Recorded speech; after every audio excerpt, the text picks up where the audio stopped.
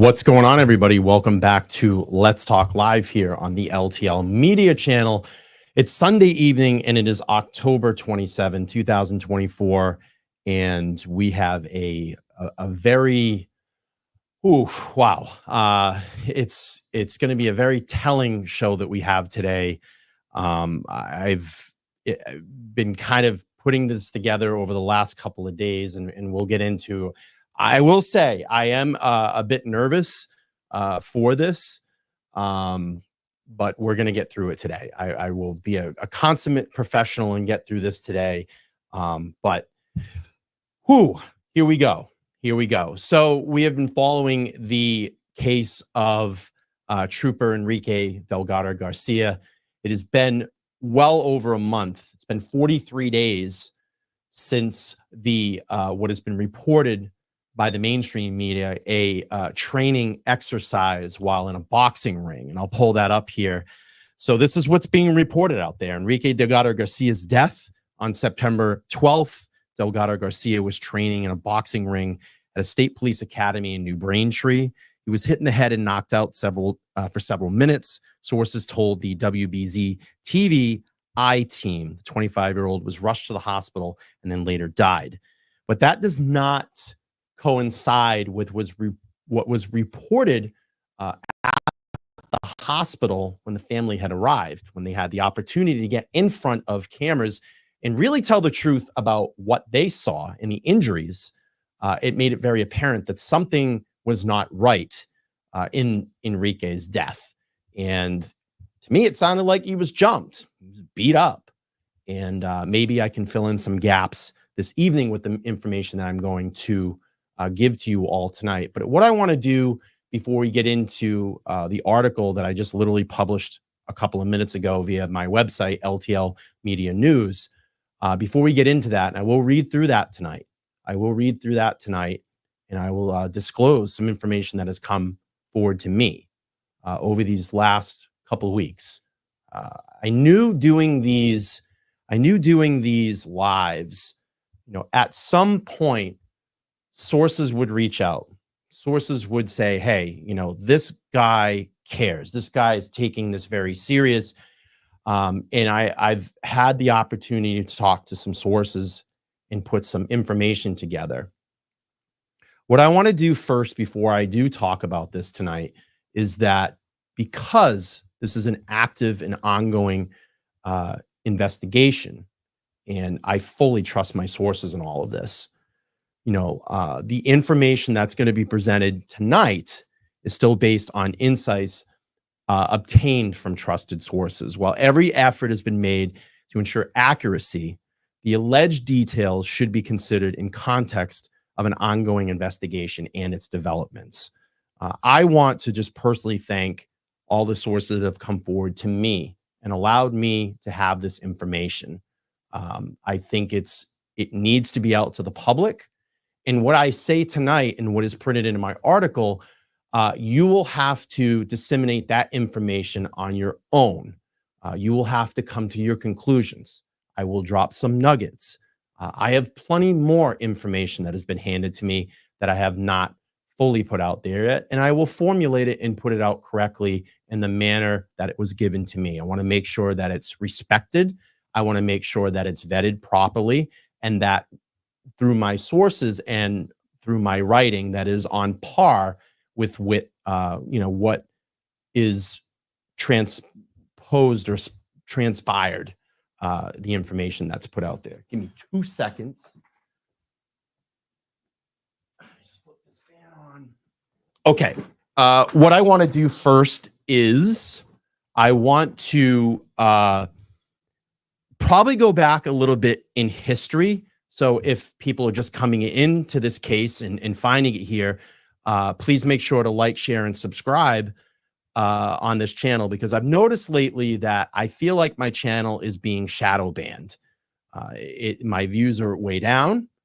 People and my subscribers and my members are saying that they're not getting notifications. So it's very important that you like, share, and subscribe this stream.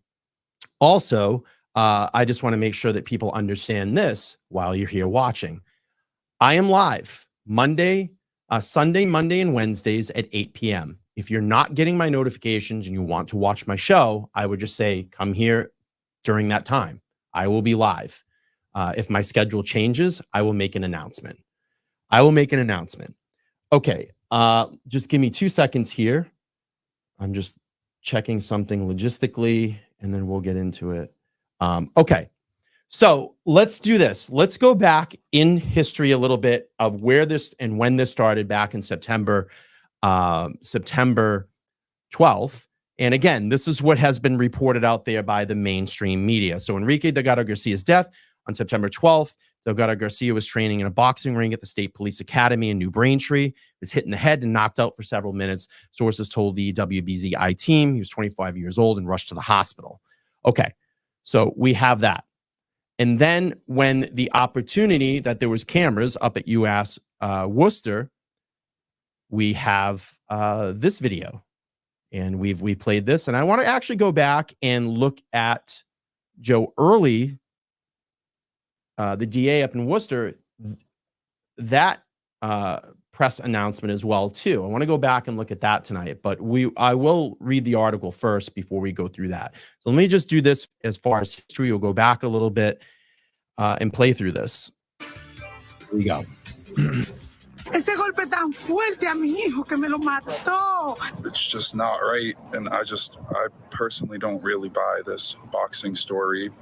And first at 11, family and friends absolutely heartbroken and looking for answers after their loved one, who was a recruit with the Massachusetts State Police, died from injuries he sustained during an exercise at the academy. That recruit you see right there, just 25 years old. Thanks for joining us tonight, everyone. I'm Colton Bradford. Glenn and Priscilla have the night off. Only NBC 10 Boston's Jericho Tran spoke with Enrique Delgado-Garcia's family moments after his death. She's live for us tonight from State Police headquarters in Framingham. Jericho, the agency, they released a statement about an hour or so ago about the incident. What are they saying here? Well, Massachusetts State Police released that statement confirming that Enrique Delgado-Garcia experienced a medical crisis during a training exercise. But I spoke with Delgado's family, and they say a training exercise does not explain how he had a broken neck, missing teeth, and brain injuries. Ay, mi niño. The cries of a grieving mother. ¿Por qué se llevó mi hijo? Mi hijo era tan bueno, tan bueno. My son was so good. I just want to understand why they took my son. Ay, mi niño. Mixed with anger and disbelief. They killed my cousin, and they run away like cowards. I miss you. After the loss of 25-year-old Enrique Delgado-Garcia. He's the best of all of us. All he did was study and run. That's all he ever did. Massachusetts State Police say Delgado suffered from serious injuries during an exercise at the New Braintree, Massachusetts State Police Academy on Thursday. Teeth missing, brain injury, that didn't come from boxing, especially a round of 2 minutes. We spoke with former State Trooper Todd McGee, who helped to reinstitute the exercise at the academy, consisting of 2 rounds of boxing where trained fighters were not allowed to take part. And if you stick to goals and objectives, it should be safe. Can injuries still happen? Yes, but to the level of this degree, you hope not to see something like this ever happen again. But Delgado's family and friends, They're trying to cover it up. say his injuries are not consistent with what he would have sustained during a defensive tactics training exercise. Me le destrozó su Why did he get cerebro. hit so hard that it destroyed his brain and broke all of my son's teeth? He also had a fracture on his neck, my son. Now they're calling for accountability They need to thoroughly investigate this, and that justice needs to be brought. and answers from the Massachusetts State Police. No settlement is gonna freaking bring my cousin. He's right. It's that simple. They know what happened. He's right. And while the family continues to search for answers, the Massachusetts State Police says they'll continue to support the family as much as they can. Delgado was training for 3 months. He was set to graduate in 2 weeks. The Worcester County DA is also investigating this. They say that Delgado was a former employee. In Framingham, Jericho Tran, NBC 10.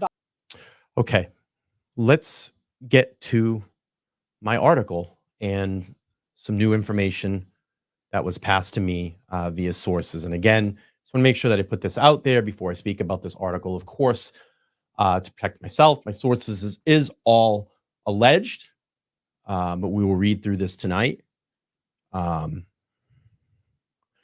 we go.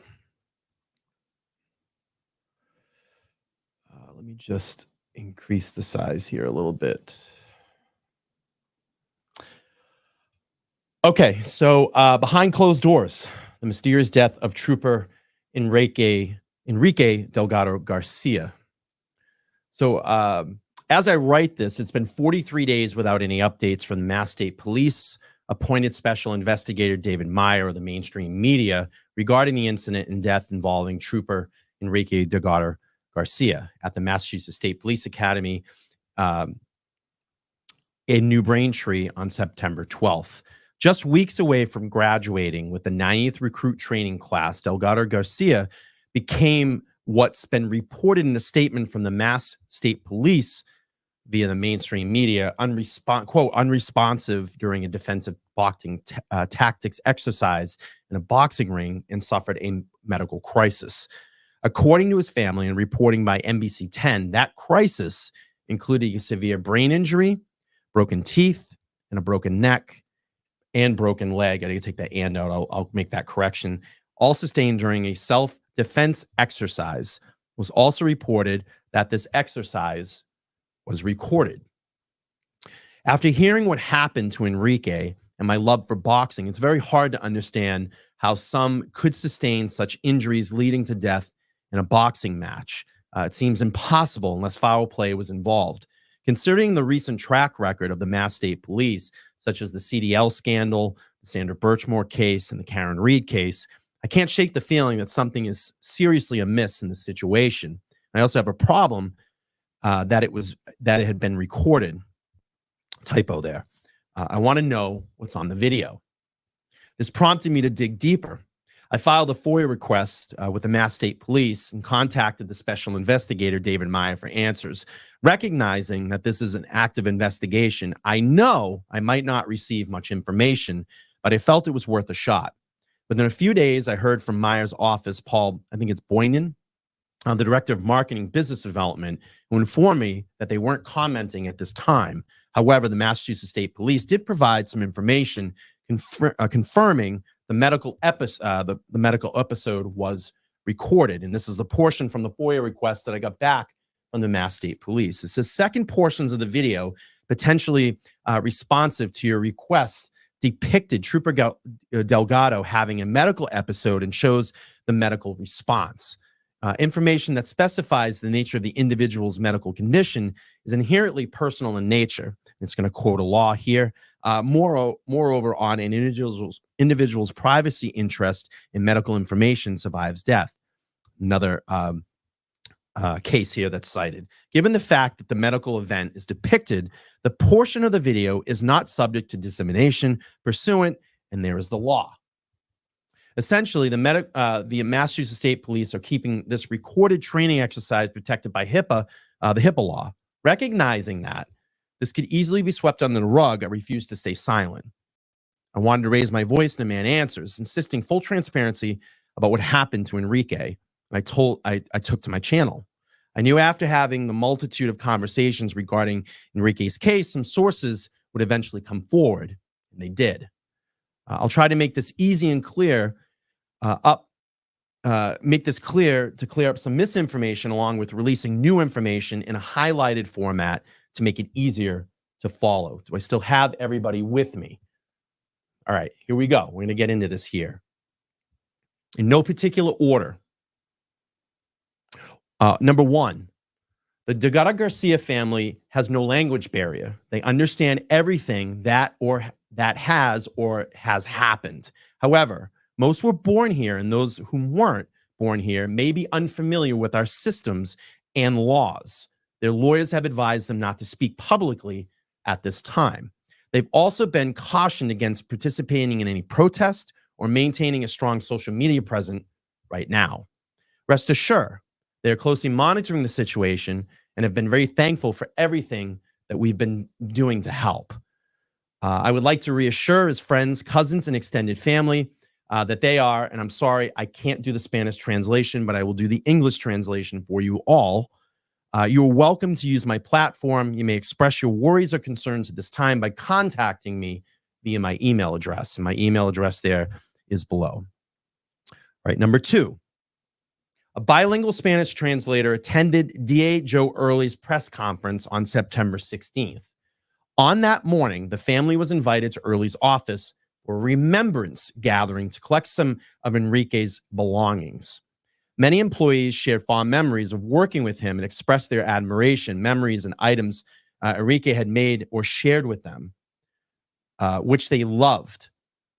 Their gathering was meant to support the family. However, they were unaware that the press conference was scheduled to take place immediately afterwards, a detailed strategic arranged by the DA's office. My source revealed that the information the family revealed that they informed the family about the press conference before they arrived, ensuring a translator would be present to avoid any surprises. After the remembrance gathering, the family had to pass through the area where the press conference was being held to exit the building, effectively drawing them in, which contributed to the strange atmosphere during the press conference. I'm going to check the chat here. Okay. We'll read on. Number 3. First aid was administered to Enrique, but it became clear that it was ineffective. The on-site medical unit was called in to work on him for 10 minutes. Unfortunately, valuable time was lost before the ambulance arrived. He was placed on life support during the transport to the hospital as he was an organ donor. Number 4, the accusations of bets being placed on fights is highly possible. Number 5, among the other injuries reported by the family, Enrique suffered a broken nose as well, which leads me to believe no safety gear was worn or present during this boxing exercise. Number 6, this is being framed in mainstream media as a medical crisis to obscure what really happened to Enrique. Don't be misled by this narrative. The way it's being publicized serves distraction from the truth, and the family is deeply concerned that this will cause people to lose focus on the real issues at hand. I will say this now. I will not lose focus on this case. I will not lose focus on this case.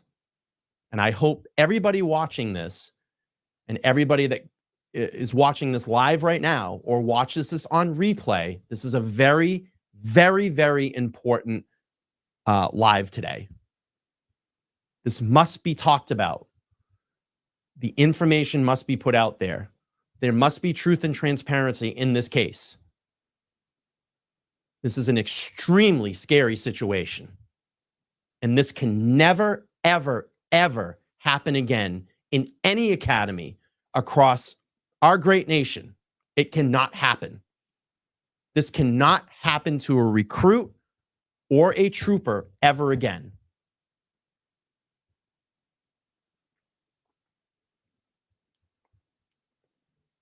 Number 7, have you ever heard of a billy club? And I will just leave it like that. Number 8, a few cadets were let go from the academy just prior to Enrique's death, and one was released afterwards. Number 9, when the Mass State Police and their officials showed up at UMass Worcester, everything went into lockdown. Nurses were separated, and no one was allowed to talk. Number 10, Enrique's family has confirmed he did not suffer from any prior medical conditions, nor suffer from sickle cell disease. He was admitted to without any contingencies to the Mass State Police Academy after completing his physical and obtained the green light on his medical records prior to. And I end with this. As we work to uncover the truth about what transpired on September 12th, it is vital to stay vigilant and informed. The voices of those close to Enrique and the evidence surrounding this case must not be overlooked. This is not merely about one person's tragic fate. It's about accountability, justice, and the urgent need for systematic change within the Mass State Police and its training protocols. Enrique's family and supporters are resolute in ensuring that his story is heard and that the truth comes to light. We must advocate for the transparency and demand answers that honor Enrique's legacy and uphold the values of justice and integrity. While the governor and Mass State Police officials, through Andrea Campbell, express their support for Enrique's family, it is essential to recognize that hidden agendas can be complicated in the pursuit of justice.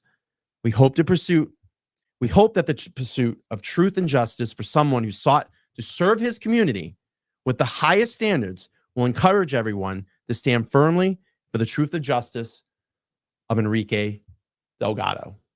If you'd like to go back and read that article on your own without my commentary, I will drop the link here in the chat. You can go and read that. So that is what I have now. That is what I have at this moment. I have more information that's been passed to me. I will slowly get this out there as it's vetted, it's put together properly with care and with respect to the family and to the situation.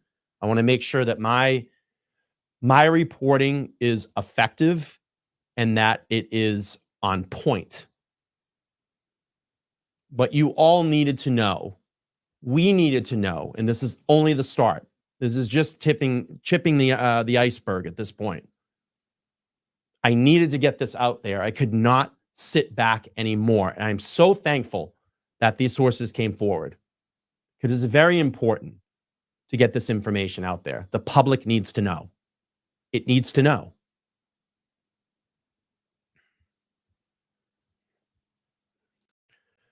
Okay, what I want to do is go back to Cadet Batiste, and I want to listen a little bit about what he talked about in his experience in the academy. Remember, he was let go. He was let go just weeks before graduation. Tonight, a former Mass State Police recruit shares a message that's hard to hear about his time in the academy. One of his classmates, Enrique Delgado-Garcia, died after he was hurt during a training exercise at the same academy in New Braintree last week. And the recruit tells us he lasted just 18 weeks before being removed in the academy. In a conversation with NBC 10 investigator Ryan Kath, he's questioning how a supervised training exercise could lead to his friend's death. Everybody got a shot like this. Giovanni Gianbaptiste still has his belongings from the Mass State Police Academy piled on his floor in the living room. Since I came here in the country, it was my goal, it was my dream to become a state trooper. As an Army reservist who went through basic training, Gianbaptiste knew the 16-hour-a-day regiment would be grueling and intense. Obviously, the academy is supposed to be tough. It's supposed to push you. Yeah. This felt a lot different. It's different. Physically, I was prepared. Mentally, I was prepared for the training, but not like mental abuse. Like every day, bullying me. It's my first time I see like bullying, like what is really bullying. Gianbaptiste says he was singled out at the academy, told on multiple occasions to go back to Haiti. I want this to ring in everybody's head right now. This should be playing over in your head over and over and over again. Pay attention, people. Deprived of food and kept up late at night with tasks like counting bricks in a wall or coloring in a pair of sweatpants with a marker. There was one trooper, he showed me, he told me like, yo, you're not going to graduate. I'm not going to lie to you. I will never let you graduate that place. You don't deserve to be here. You will never wear that uniform. Gianbaptiste says it was Enrique Delgado-Garcia who was often there to offer support. Everybody knows Enrique because the type of guy he is, you have to know him. He got a big voice. So he was well liked. Yeah, Delgado, he was really good, guys. And when Gianbaptiste's time at the academy came to an end last month after failing to pass a test, it was Delgado-Garcia who gave him a ride home. And this is the last training that I see from the academy, the last training, because he dropped me at my house. The former recruit told us he participated in a boxing exercise while he was at the academy and wore protective gear and large padded gloves. That's why he can't understand how Delgado ended up with such serious injuries from a supervised training exercise, like missing teeth, skull damage, and a fractured neck. Like so many others, he's now searching for answers. It's really, really hard for me to confirm Delgado is dead, like from the academy. I want to know, like, what's happened to him.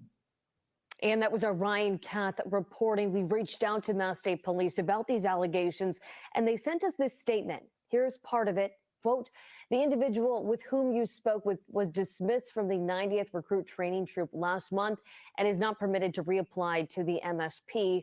Privacy laws prevent the department from commenting further on any details of the trainee's dismissal. However, the department vehemently denies the allegations and quote, and in the coming days, we expect to find out who will investigate Delgado-Garcia's death. Okay. You know, what I've learned about Enrique, he's very hardworking. He's very charismatic. He's a gentleman.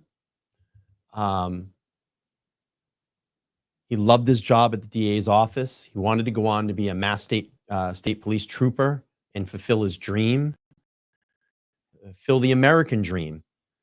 He wanted to be that. Was very well liked by all of his coworkers. So, you know, Joe Early talking about that during the press conference is true. And you can see it visibly on all of everybody during that press conference. The horror and the sadness on their face.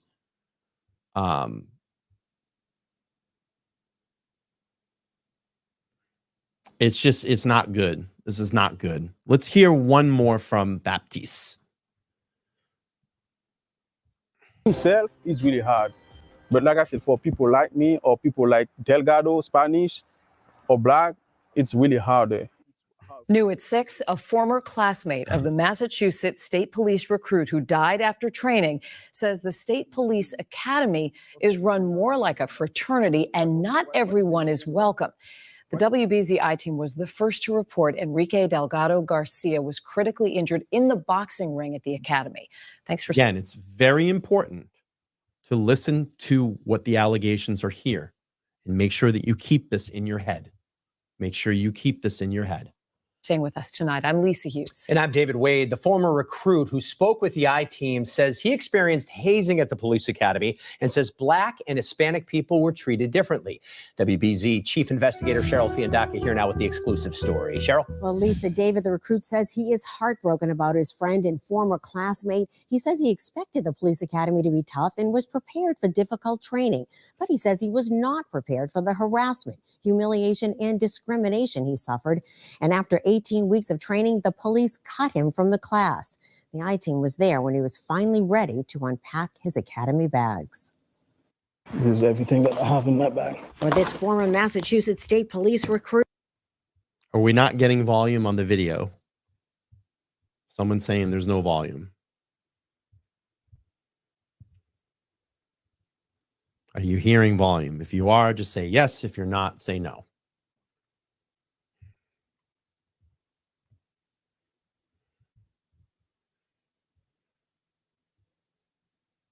Everybody can hear this volume. Okay, we're going to go on with the show. Here we go. These photos showing him wearing an academy uniform are all that's left of his dream. Since I came here in the country, my dream was like to be a state trooper. The state police dismissed the Haitian immigrant from the academy just 6 weeks before graduation. Enrique Delgado-Garcia was his carpool buddy and his classmate. He died last week after sources say he was seriously injured during a boxing training exercise where trainees pair up and fight each other. He was a good kid. He was really, really good, helping me, helping everybody. The academy himself is really hard for people like me or people like Delgado, Spanish, or Black. It's really hard. They make it really hard for you. I know they don't like us. They show you that. He does not know what happened to his friend, but says he was subjected to hazing and harassment from the second week of training. The first thing that's gonna wake me up, everybody come to my home. They make everybody come to my home. Go home, go home, go home, go home, go home.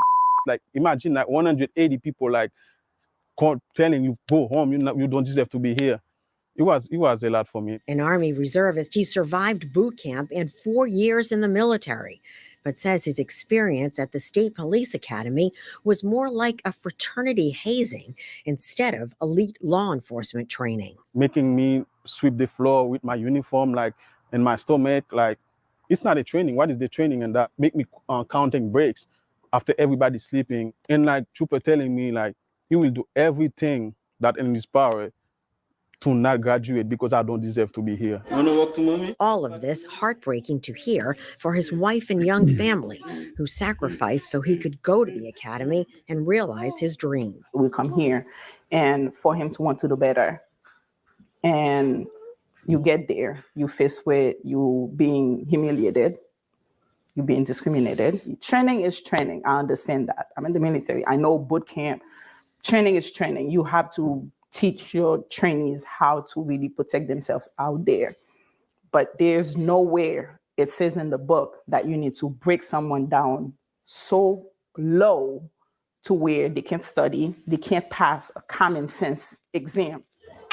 He was let go by the state police on August 23rd. Since that, in the second week on the academy until the 18 weeks, it was really hell for me. It was really hell every day for me. The recruit tells us he plans to visit his former classmate's family to pay his respects. The I-team reached out to the state police for comment, but we did not hear back. Lisa? That was really powerful, Cheryl. Thank you. Okay. Let's do this because I know there's a bunch of people that just came in. I'm going to drop what I said earlier in the... I'll pull up my article again. We'll go through it. Katie, thank you so much for the $10. She says, you have such an amazing show. Happy for you. This group of people are starting to become like family to me, and that's awesome. So what we want to do here, I want to create a safe environment for people to come in and have like-minded views on the channel, in the chat, and and be informed. And that's what I do. My show is different. It's not for everybody. I understand that, but this is the way that I conduct it, and it's the way that I want to do my show. So, I'm very appreciative that everybody is here. And again, I talked earlier, just to recap since the beginning of the show, I feel like my channel is being shadow banned right now from YouTube. And a lot of people have been reaching out to me lately, telling me like, I'm not getting any of your notifications that you're going live and being live. So I urge you all, if this is your first time in here, please make sure to like, share, and subscribe to the channel. Make sure your bell notifications are turned on. And also connect to all my socials. Facebook, Instagram, Twitter, X.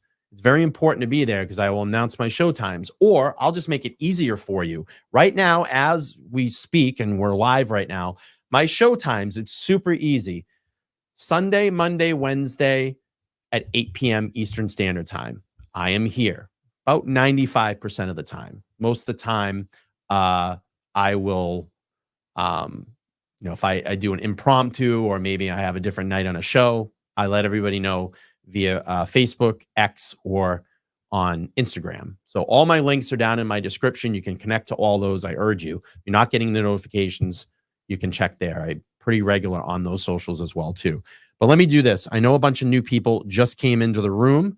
So I'm going to do this again. I'll pull up my article and you can read this on ltlmedianews.com on the front page where it says Enrique Delgado-Garcia. You can just click on that link and it'll open up the article. But let me go through these again because I know there's a few people that just came in. So some of the new information I dropped this evening is essentially in no particular order. The Delgado-Garcia family has no language barrier. They understand everything that has happened. However, most were born here, and those whom weren't born here may be unfamiliar with our systems and laws. Their lawyers have advised them not to speak publicly at this time. They've also been cautioned against participating in any protests or maintaining a strong social media presence right now. Rest assured, they are closely monitoring the situation and very thankful for everything that has been done to help.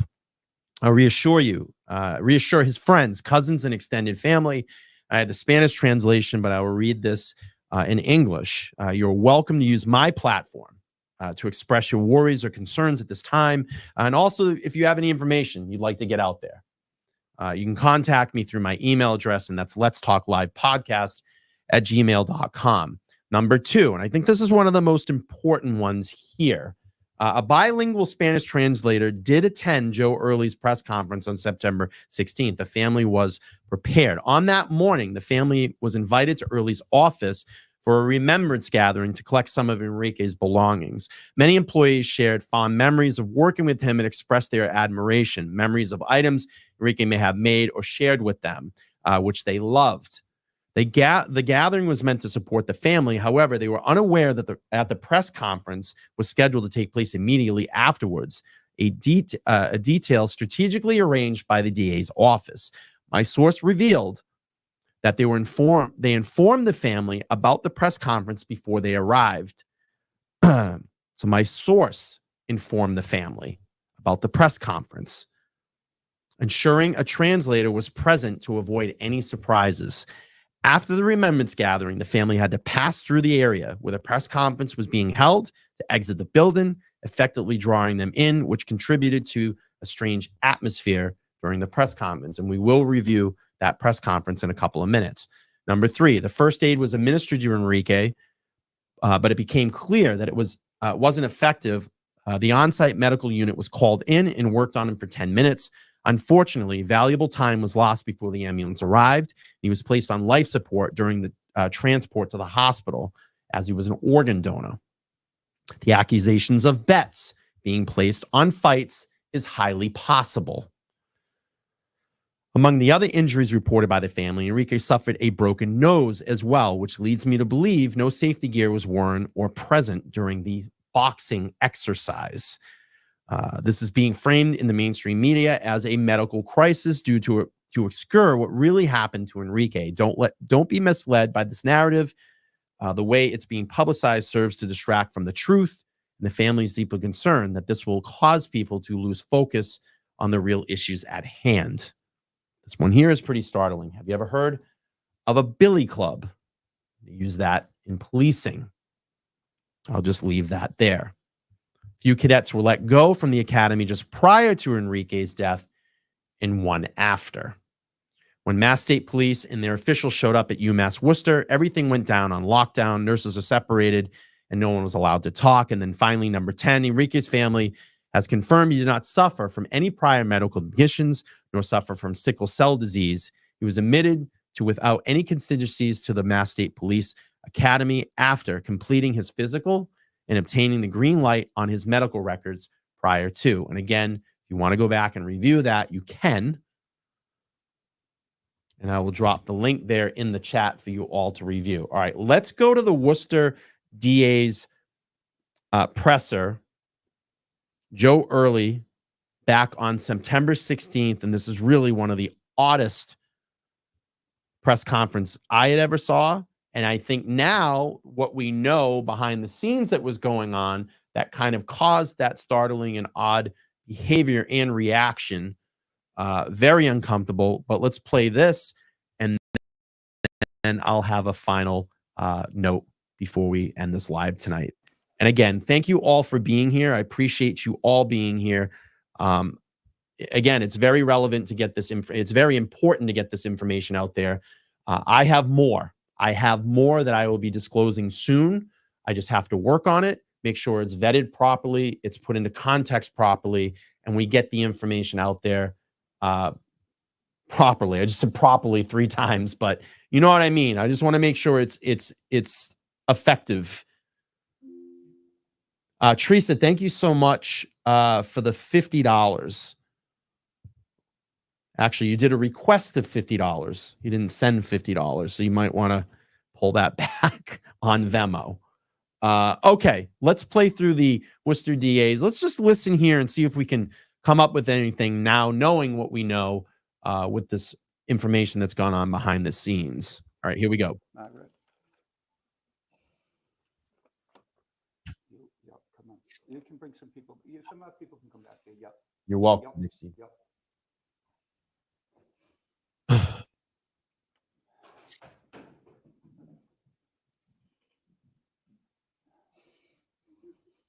Maria, you come over here, interpret, please.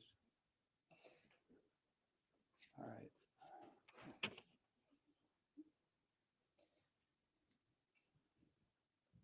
Here's the thing. I've done the update twice, so I probably would do this. I would probably rewind right to the beginning, or I literally just got done doing it 2 minutes ago. I hope it's not a trolling situation, because this is very, very serious. It's very sensitive content that's being put out there. I mean, we're talking about someone's life. So if it's any type of trolling activity, just stop. You know, it's not good. It's not good. I'm not accusing anybody. I'm not saying anything, but I have. I've done it twice already, and you can also read it in my article. That's published and up. It's on my website, and it's right there. The link is in the chat. Let's get through this. Let's listen to this replay here. I take this very seriously. This case has kind of really captured my heart, and I'm very appreciative of the sources that have come forward to me, and I want to make sure that I do this with respect.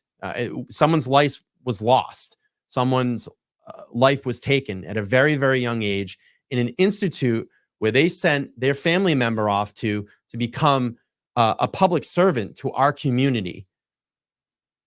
This gentleman was following his dream. He didn't ask for this.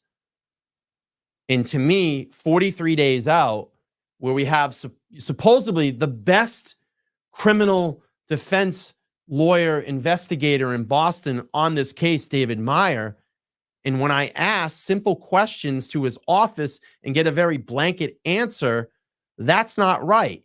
We want to know 43 days out. We're not hearing anything. Nothing is being reported. So that tells me that one of two things. This is a huge, wide-scale thing that has gone on for a long time, that this is this hazing or beating or whatever it may be at this point has gone on for a long time, and people were either silenced or it didn't get to this level, or two, this is becoming one of the biggest major cover-ups. I'm getting tired of talking about this stuff. Karen Reed, Sandra Birchmore, it's the same thing in all of this. These institutions are put in place to quote unquote protect and serve, to serve and protect. I'm sorry, but that's not what we're getting here. We're not getting truth and transparency. So what happened? Just let us know. I'm getting tired of the list growing. The list is growing here in 2024. It's getting bigger. I don't want the list to grow anymore. We shouldn't have to be out standing on Saturdays and Sundays holding signs up to demand justice here in Massachusetts. We should be out enjoying our Saturdays and Sundays. And God bless all those people that get out and do this every weekend.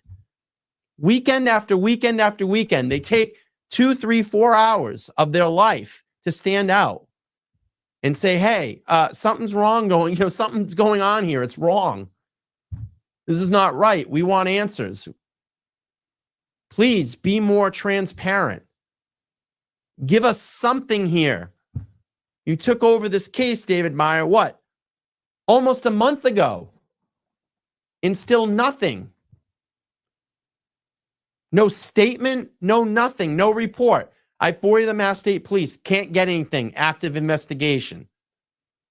Oh, now we're going to hide behind HIPAA because what's in the video? Well, what's in the video? Show it. Let us know. David Meyer's office. Oh, we're not going to comment at this time. I knew I was going to get those standard answers, but I got to try. I got to say something. No one else is saying anything. No one else is standing up. This poor family wants answers. All right, let's go to Joe Early's presser here, Worcester DA. Right here. Okay.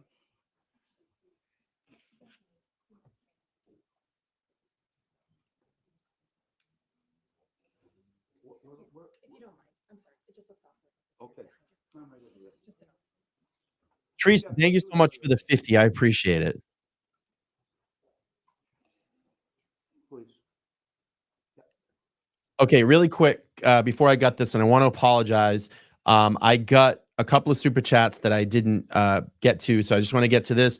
The Goodmans, thank you so much for the $10. Says, thanks for all that you do, Brian. B&D Rip, Enrique, thank you so much. Peggy, thank you so much. You are a huge donor on this channel. I appreciate that. Wow, $200 says, I love your channel. Well, I love you being here. I love everybody being here. I love everybody being part of this platform, supporting here what I do. I want to make sure that I get better at this. You know, that's why I do these lives night after night after night, hone my craft, you know, sit down, learn how to do things better in the scale of YouTube and media, better thumbnails, better presentations. My writing skills are improving. You know, I just want to present the best material for all of you. And I appreciate you tune in, and that I am part of your media circle. I appreciate that. And Sarah, thank you. Boston Sarah, thank you so much for becoming a new member here on the channel. You have access to all the members only content. You go to my homepage, scroll all the way down. You'll get members only lives and exclusive members only content. So thank you. I appreciate that. I thank you so much. Let's see. And Jennifer, thank you so much for the 20 on Venmo. I appreciate that as well. All right, let's watch through this press conference again. Like I said, very odd press conference. I said that from the start, but now that we have the background, we knew what went on before this presser. So that is why this is such an odd reaction to what went on. Lauren, thank you so much. Lori, thank you so much for becoming a new YouTube member. I appreciate that. Thank you. Okay. All right. Good morning. Enrique Delgado-Garcia was pronounced deceased at UMass Hospital Lakeside at 4:30 p.m. on September 13th, Saturday. Enrique Delgado-Garcia was loved by everyone in our office. He's a dedicated victim witness advocate who joined our office and was with us for about a year and a half before he left our office in April to fulfill a lifelong dream of joining the Massachusetts State Police. This is a time of mourning. Thank you, Ann. Glad to have you here. This includes many of us, his fellow victim witness advocates, office employees who worked alongside Enrique within our office. This is a heartbreaking and tragic loss. Enrique constantly worked to make life better for others. He was one of the first ones to help, whether it was the victims he was advocating for, his fellow co-workers. He always did so with one of the biggest smiles that you've ever seen. I did get Peggy, Tim. Yeah, I did get it. I remember many evenings after 6 p.m. that I'd be walking out of my office and Enrique would still be at the front, either talking on the phone to a victim's family, and it would be Enrique, myself, and Margaret Luwamba, who was the supervisor within the victim witness office. Let me just pause this really quick. Lindy, thank you. $2. Says, hi, Brian, my crush. I am a year sober from alcohol. That's awesome. Congratulations. Congratulations. You've been here for a very long time on the channel. I know your name. I know who you are. You've been in my chat. I think back from the Idaho 4 days you were here. And that's awesome. So everybody needs to celebrate that in the chat. 1 year sober from alcohol. Congratulations. That is amazing. That is amazing. Again, if anybody missed my update, you can go back to the beginning. You can go to the middle. And I also will drop my the link to my article if you want to just read it. It's there in the chat. I also just want to recognize this. Leanne, thank you so much for the 20. She said, buy yourself some Shake Shack. I know I've enjoyed Shake Shack twice over the last 2 days. I did the Enrique Delgado-Garcia standout in Dedham, Massachusetts, the first official LTL standout for Enrique. And I want to thank all of the people that made that up there, that trip to Dedham on Saturday. I was very surprised. I was there with Lauren from DC. She was up. She took part of that standout, and we wanted to put something together for Enrique's family. And we probably got, I don't know, 20 to maybe 30 people that showed up, and that was awesome. And then I was back out there today, standing out for Enrique again and Karen Reed, and I did pop over there before I headed back. So thank you. But 1 year sober from alcohol, that's something to celebrate. That's awesome. And thank you so much for the 2. I saw Peggy up here earlier. Someone commented. Let's see. Peggy says, I'm the favorite YouTuber. Thank you, Peggy. I appreciate that. You're a sweetheart. Thank you.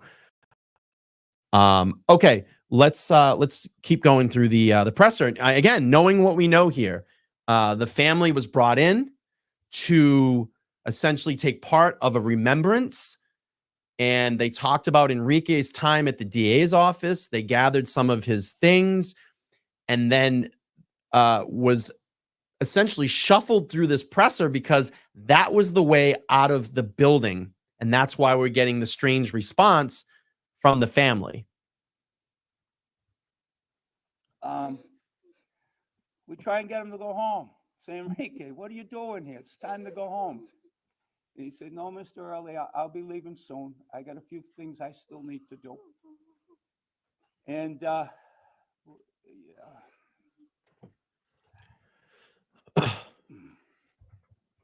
he'd always say, I got a little bit more here to do. I always got someone else I'm helping, Mr. Early.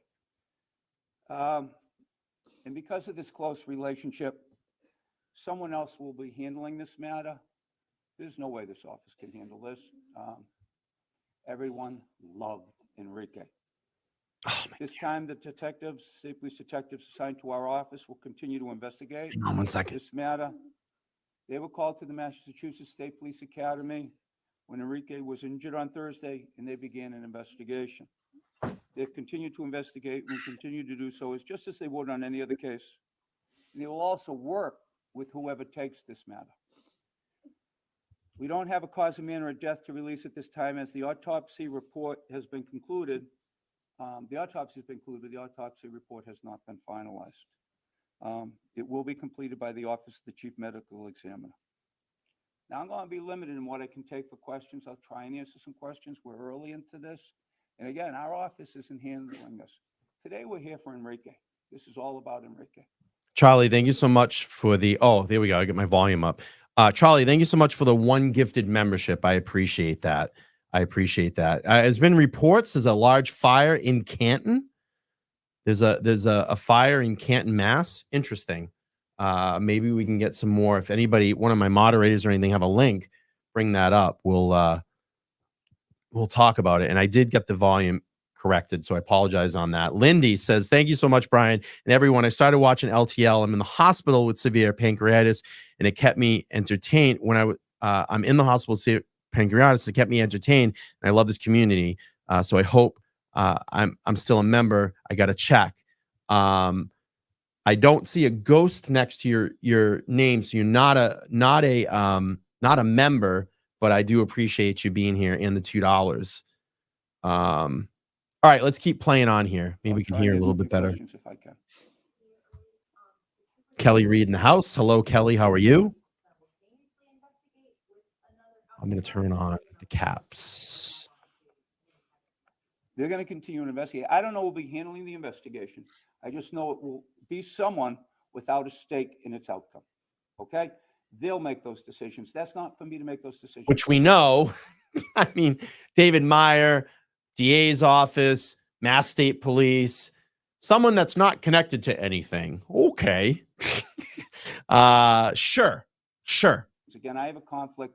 Whoever does take over this matter will be making those decisions. But right now, we're going to continue to investigate. We're going to do it just as it is. Will other things be done? I'm sure that they will. But that's something I can't speculate on at this point.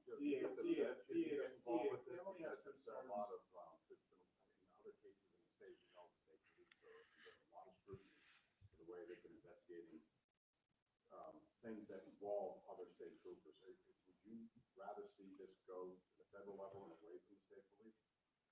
Okay. I'm not going to speculate as to that, Bob. I did talk to several people about taking over this matter on Friday. I'm not going to get into who they are. Scott McGinnis in the house. What's up, Scott? I'm not going to get into who they are. And we talked about the case. My concern is that we can't investigate it, okay? And I want it done by someone who doesn't have a stake in its outcome. Lynn, thank you so much for the 5 on PayPal. I appreciate that. I hope that answers your question. The police are really concerned. People are really concerned that Enrique was beaten to death, that his teeth were knocked out.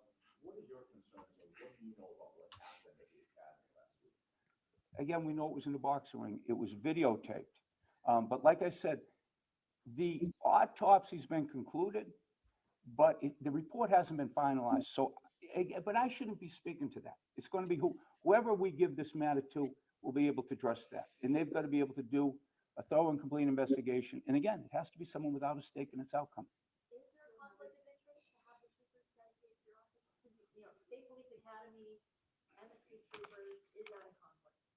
At this point, we have a conflict as an office, but right now we can't stop this investigation. And the state troopers that we have assigned to our state police detective unit are some of the finest, most professional people that I've ever dealt with in my life. And I am certain that they will continue to do this in a professional way. And we've got to do things. You just can't stop an investigation. There's some things that have to be, they're time sensitive, they have to keep going. But whoever does handle this matter will have an opportunity to review everything from top to bottom. I also want to make a note about this too. Monday, it'll be 45 days and no medical report. Still no medical report. And I want to say that I heard Nurse Kim say that it has to be within 40 days. I think it's within 40 days. I'm going to confirm that with her and see if we can talk a little bit more about the medical report. It's not been released yet. Medical report has not been released, and they're coming up past their time. I think it was 40 days. Maybe someone can correct me here in the chat that knows a little bit about releasing medical reports. Joanne, thank you so much for becoming a new member. I appreciate that. Appreciate that so much. I don't know, Scott. I have no idea. I know that they tried to FOIA recruits that had left or had been dismissed or left on their terms. I think that's what the article was stating. And they were trying to charge them $172,000 to get that paperwork together. I actually have another FOIA request that I'm going to be putting in about this case, and I'll let you know what the result of that is, because I just thought of something today, and I'm going to get that sent off on Monday. All right, let's play this here. Consultants do whatever they think they need to do with regards to this.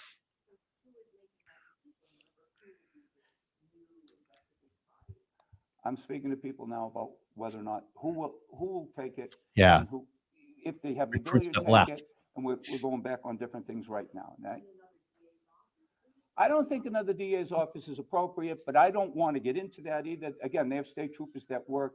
And, it's a paramilitary organization, and there's a chain of command. So again, I'd like to see someone take this that doesn't have a stake in the outcome of this case. Oh, I'm not going to get into that. I'm not going to get in. I'm speculating. We don't know enough.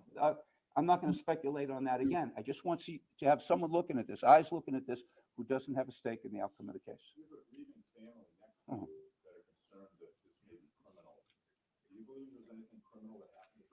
Not going to speculate. That's too early in the investigation. Again, I had a conflict. They have a conflict. We have a conflict. We love Enrique. And again, this is about Enrique today. We want to make sure that what needs to be done gets done.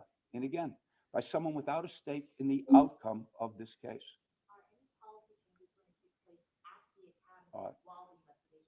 Yeah, that'd be a question for the state police.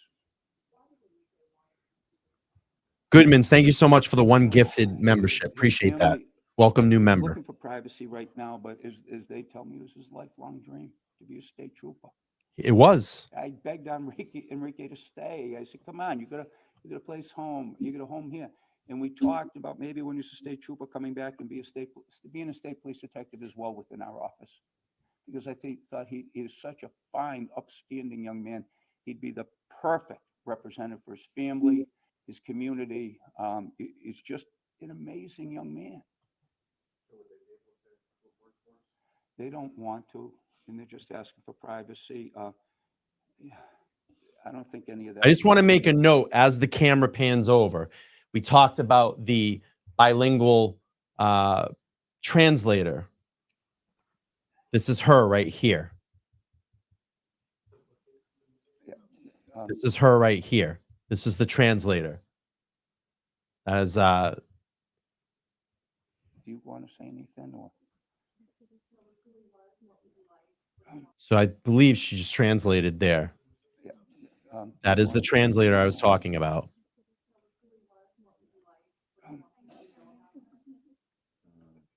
Your call. You don't have to. It's up to you.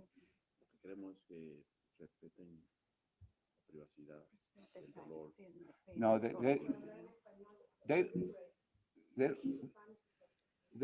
don't want to say anything. Just ask that you respect their privacy at this point. You know, all his coworkers are over here. This is just an amazing kid. Isn't about a year and a half. And I tell you, if he wasn't well, the nicest, if he wasn't, he was one of the nicest employees that ever worked for us, if not the nicest employee. That smile lit up a room, and he could handle people. He'd take Margaret, his supervisor, say, Enrique, you got to get up to the courtroom. You got to get up to the courtroom.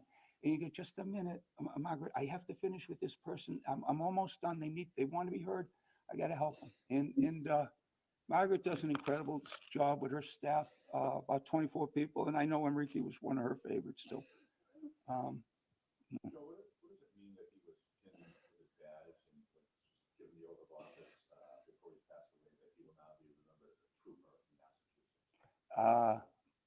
You know, I don't know.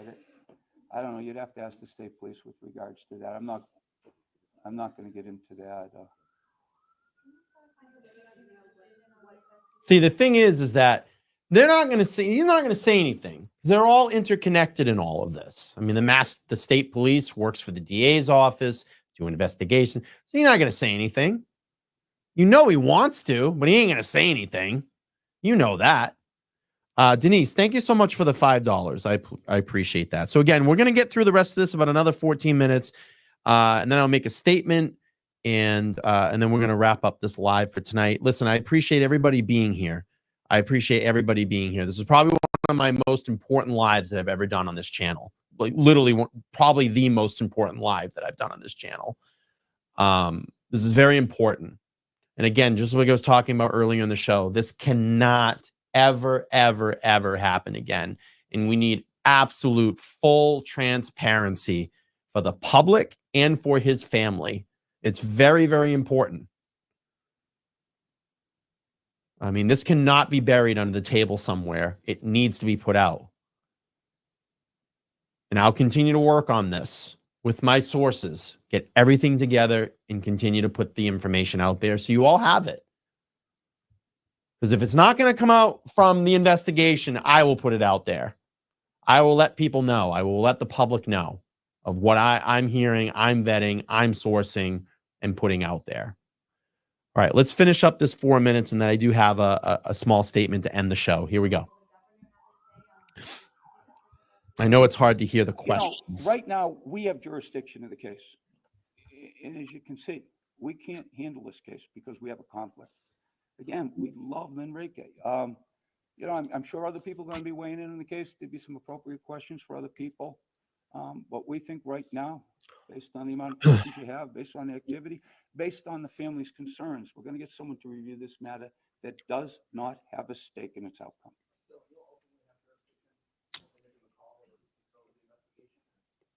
Our office, yes, we're going to decide where it goes. Anthony, good to see you. It is crazy, right? Crazy. We're trying to keep it as transparent as possible. And I will have more. And that would be... We're trying to keep it as transparent as possible. How about just saying we want to keep this transparent in the pursuit of truth and justice? You know, someone else take a look at it.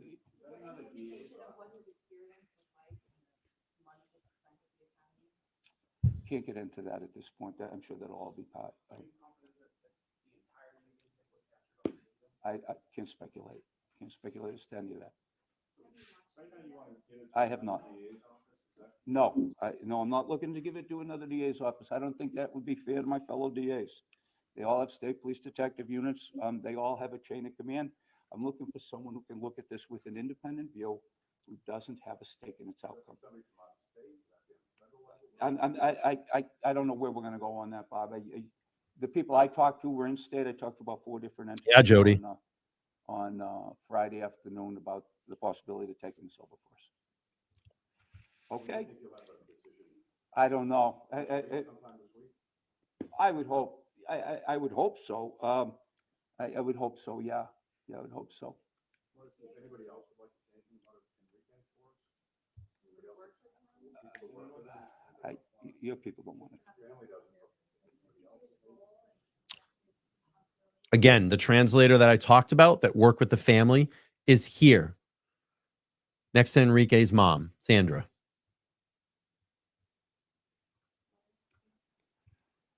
We're going to leave that alone for right now. These guys are hurting. They were all downstairs crying 5 minutes ago. We're going to give them a break right now, okay?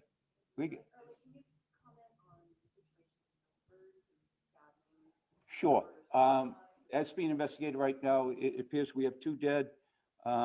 Waiting to get a report back. We don't have anything else for you at this point.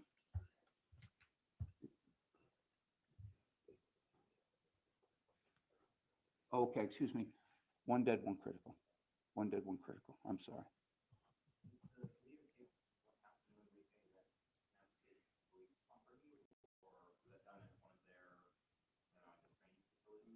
It was at the academy. I don't know who has ownership of it. I just know that who's ever doing the investigation will have that. I have not. This is personal for you because he was such a great employee and he went on to go into law enforcement. I think they're talking about another case that happened that day, Jody. I mean, I love that kid. Love that kid. He's just. You love him, do the right thing, Joe. I said, kid, he was 25. He's a young man. Whole life in front of him. It's just, it's hard. Yes, it's hard. It's hard for all of us. I'm not. He knows what happened. For suffering. There are a lot of people hurting right now. He knows what happened. Okay. What's that? Pray for him. Say prayers. Say prayers for his family. They are hurt. All right. Thank you. Bizarre. Totally bizarre. That poor family. Yeah, just usher everybody out. Right? So that is the way out of the building. They had to come through this to get out. Come through this section of the building to go out. That's what that was.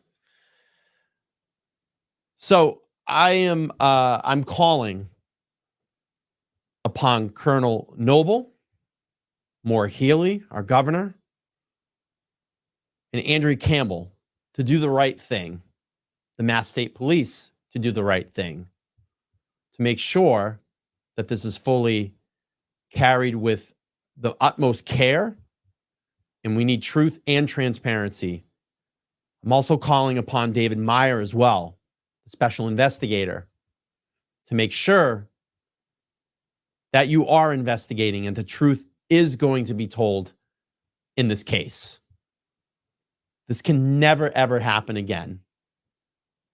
Not here in Massachusetts and not across our nation, ever, ever, ever. I have a lot more information to get out. I just have to put it together. I will be writing about it soon. I will get more for you. And again, I want to just say I thank all the sources that have come forward to allow me to have this information and get it out there to the public, because I think it's important and it needs to be talked about. I'm very curious about the medical report. I want to see that as well. That will be very telling when that is released, if it gets released, when it gets released. I also want to do this too. The family is in need right now. So there is a GoFundMe. It's at $45,000 and they need the goal of $60,000. And I'm going to drop the link here in the chat and I will make a donation to the family once I get off this live. So if you'd like to help and support the family, the link there to the GoFundMe is dropped in the chat.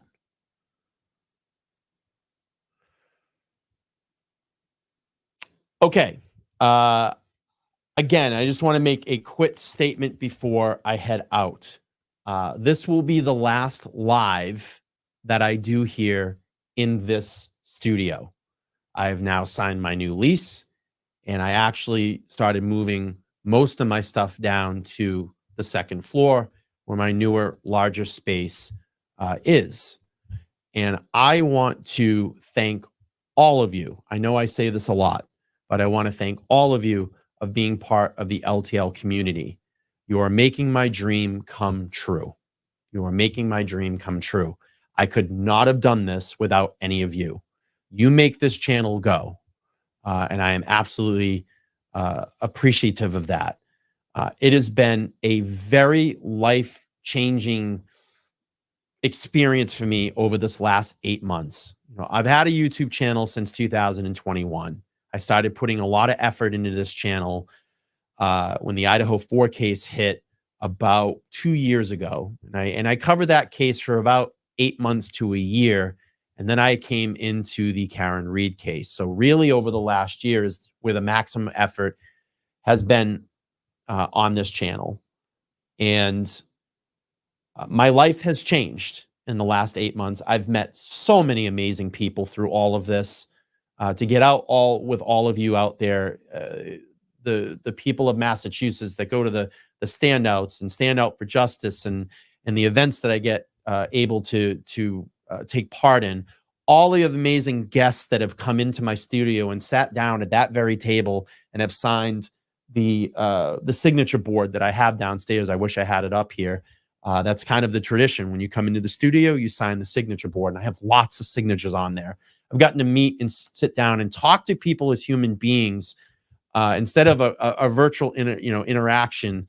Actually sit in front of them, laugh, smile, be informative, and be able to put out good information to the public about the cases that we cover here on this channel. I am very, very appreciative of that. I'm just trying to think. Did I get everything? I want to thank the people that have come in and actually helped with the studio. Tom CPU was here and helped set camera angles up in the studio. I've had Mark Mazza up in the studio probably more than 10, probably close to 10 times now. He's kind of a regular hangout in here. And I hope that in the new environment that I create downstairs, we can have more of a hangout environment and invite some people in. And I have some events planned that I want to come in, maybe do a meet and greet with some of the locals here and come through the studio and see how it, how it shaped out. I've always wanted to make this kind of a communal thing, and make sure that it has that kind of vibe around it. And again, the subscribers and the people that watch this content, you all make that possible. So thank you so much for supporting me. All the paying members that are members of this channel, you really, really make this channel go. And I super, super appreciate that. And all the people that have donated to the channel or supported the channel in any way, all the great people that have come up outside. And again, I've met so many awesome people through all of this.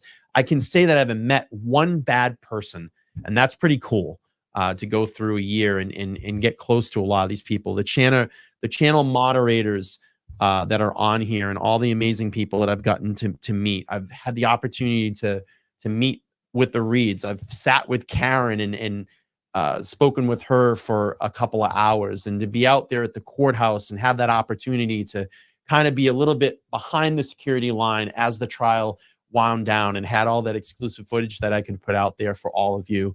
It's been an amazing ride. And it all started here in this 12 by 12 room. I wish you all could be in here to see it. It's been a great start here, but I'm looking forward to expanding. I think we have a very awesome creative space and a new home to LTL. We're gonna have a big window in front of us now, so it's cool. So when people drive by, you can look up and see in the window as you drive by. I'm gonna tell you, I have, and I'll show you. I have this in my window. I have this in my window, and I can tell you, I hear the beeps when you all go by. I tell everybody when you go by, beep, and I hear them constantly when I'm here. And that makes me feel good, because it makes me feel good that you're standing up for Karen, 1, and 2, you love what I do, and you represent what I do. And it's a really great feeling to know that people really care and that we can do this all together. So, so this is the last official live from this studio tonight. I'm going to thank this studio for making this all possible.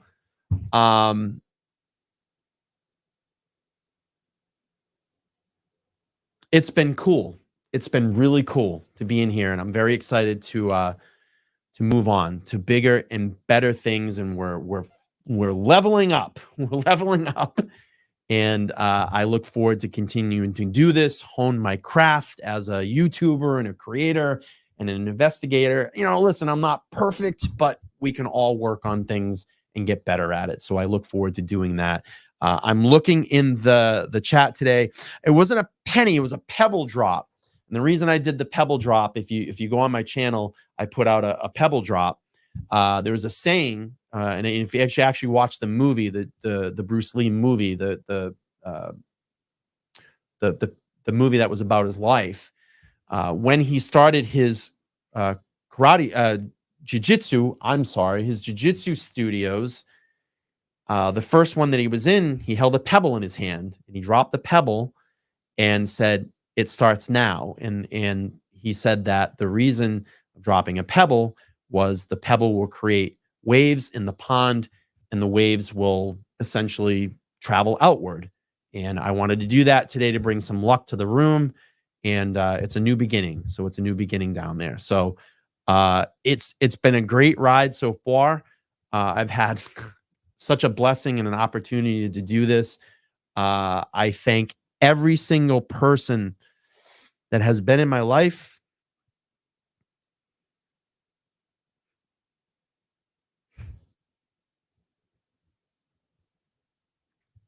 To make this happen, because I'm living it. I love doing this. I love being the person that I am for all of you, to get the information out there for all of you, and you are a huge part of what I do here. And it's been awesome. It's been an awesome ride. So to end one era and to move into the next, we will make it happen. So I just want to let everybody know I'm going to continue to make content over the next couple of weeks. I have some building out to do in the new studio. I'm probably going to be living from my bedroom. So we're going to go back to the bedroom for a little while. And I will continue to make content as we get the new studio up and running. Thank you. I see all the love yous, the congratulations. I love all of you too. God, I'm so hype right now, man. This is like awesome. And I'm really excited.